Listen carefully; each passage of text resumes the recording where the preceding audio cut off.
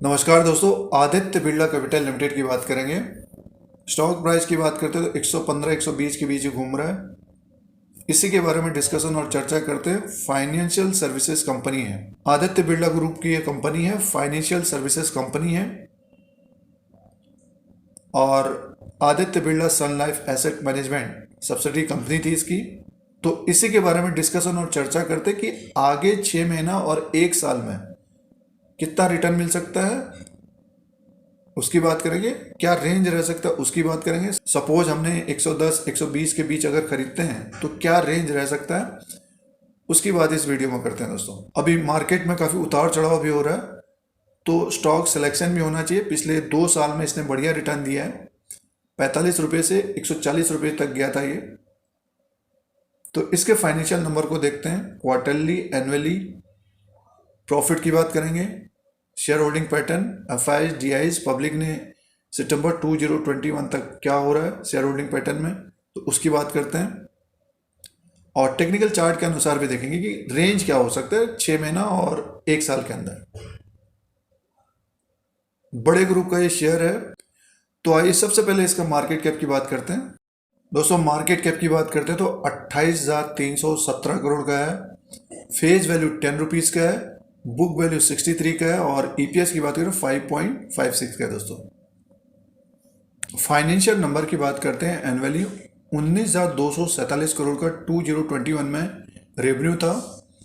2020 में 16,691 करोड़ का था। 15,163 करोड़ का 2019 में रेवेन्यू था एनुअली।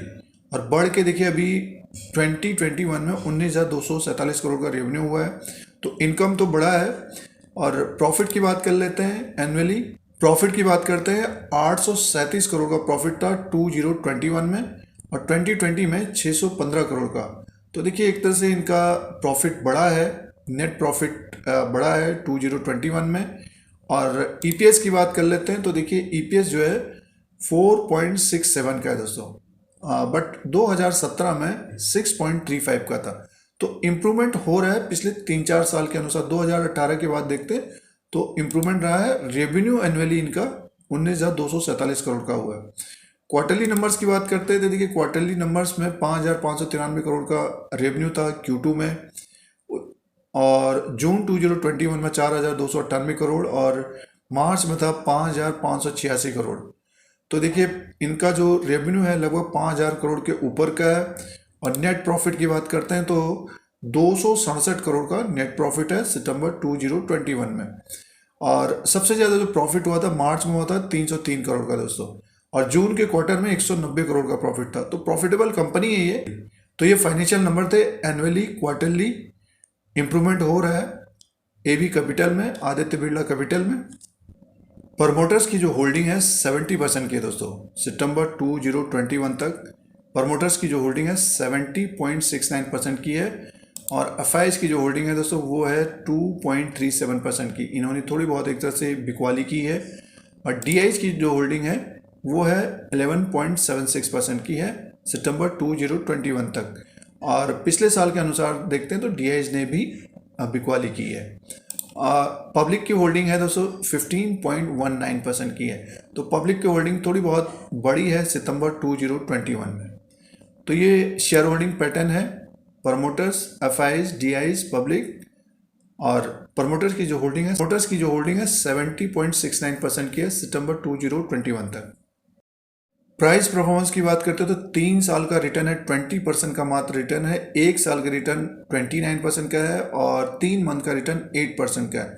तो लगभग 100 रुपये से 130 रुपये के बीच ये घूम रहा है पिछले 1 साल के अनुसार।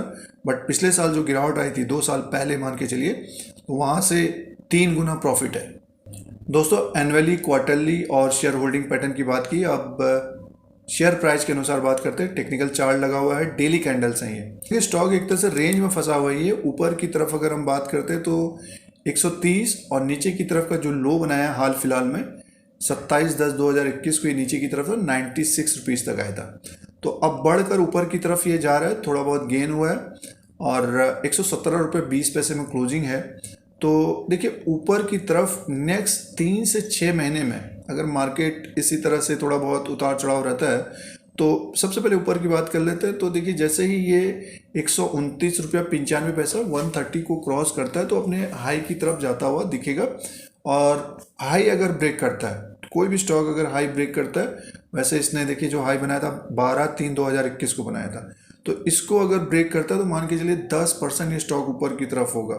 तो लगभग ये 160 के ऊपर हमको दिखना चाहिए। नेक्स्ट 6 महीना 1 साल का समय यहाँ से लगभग 40 पॉइंट ऊपर की तरफ होना चाहिए। और मार्केट में अगर थोड़ी बहुत गिरावट होती है, सपोज मार्केट नीचे की तरफ आता है, तो ये स्टॉक हमें फिर लगभग देखिए 109 और 110 को ब्रेक करते हुए नीचे की तरफ लगभग 100 रुपीज़ के आसपास 105 रुपये के आसपास आता हुआ दिख सकता है। और जो सपोर्ट रहेगा इसका 96 का रहेगा। तो 117 120 रुपये के आसपास है। नीचे का जो एक रिस्क रह सकता है लगभग 20 से 30 पॉइंट का। ऊपर की तरफ का जो प्रॉफिट रहेगा वो लगभग मान के चलिए कि 40 से 50 पॉइंट का रह सकता है आने वाले 6 महीना और 12 महीने के लिए। तो ये रेंज होना चाहिए आने वाले 6 से 12 महीने के अंदर आदित्य बिरला कैपिटल लिमिटेड का। तो ये शेयर प्राइस के अनुसार था, कुछ फंडामेंटली था, क्वार्टरली रिजल्ट था, एनुअली शेयर होल्डिंग पैटर्न था और कुछ इंपॉर्टेंट पॉइंट्स थे। दोस्तों आदित्य बिरला कैपिटल का एनालिसिस और विश्लेषण करते हैं तो फाइनेंशियल सर्विसेज में आने वाले 6 महीना और 1 साल में अच्छी तेजी आने की संभावना है। अच्छे ग्रुप का शेयर है, पिछले 2 साल में निवेशकों को अच्छा रिटर्न दिया है। तो लगभग 110 120 में जो खरीदना चाहते हैं तो नीचे का जो रिस्क हो सकता है 90 रुपीज़ तक हो सकता है, मान के चलिए कि 20-30 पॉइंट का। और ऊपर की तरफ अगर ये 139 को ब्रेक करता है तो वहाँ से 10 से 15% लगभग 170 यानी मीन्स 40 से 50 पॉइंट ऊपर की तरफ, नीचे की तरफ 20 से 30 पॉइंट का रिस्क रह सकता है।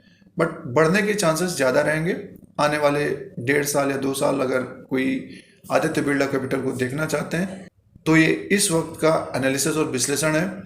कुछ फाइनेंशियल नंबर था और शेयर प्राइस लेवल्स, और जो लेवल्स थे शेयर प्राइस के अनुसार थे।